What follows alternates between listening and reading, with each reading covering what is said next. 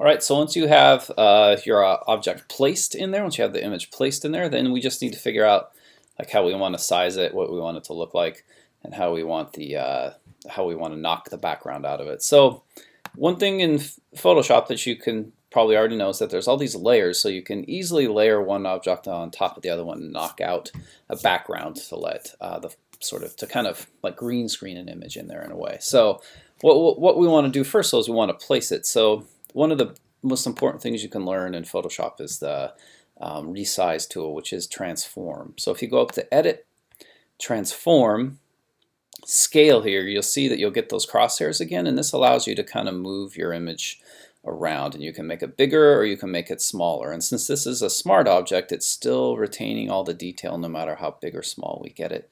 So it's a non-destructive editing technique. And if you don't want your image stretched out like this, like if I just let it go like that, it's gonna make his head look all stretchy, which could be part of what you want. But if you don't, you just click the shift button and that constrains the proportions. So let's say I want to just focus on his head here instead of that other thing that was in the image. So I'll go ahead and do that, and then if I hit enter or return, it will place that object. But what I really like to do is I'd like to get this kind of partially gray background out of here, right? And so there's a whole bunch of ways I could do that. I could actually just go in and adjust the levels and make it white. But for our purposes here, I'm going to try to go in and like just delete the background out of it. And so I'm going to try and delete all these gray pixels out of here. Again, and there's a couple different ways you can do it. Probably the easiest and most direct way is to grab the eraser tool here and just start erasing like you would if it was a piece of paper. The problem here is you can see that it won't allow you to do that because we're working with a smart object. And so if you don't want to rasterize this image, so if you want to keep it as a smart object, you have to find another way to do it. If you just want to go in there and use the eraser to knock out a background, you can totally do that. But probably the smartest way to do it is to cancel this and to go down here where we have a whole bunch of adjustment layers that we can add. And so if you go in here and you look here, well, this is an adjustment layer where if I wanted to change colors, I could do that. And this is what's called adding a layer mask. So if you just click on that, we now have a layer mask that's been added here.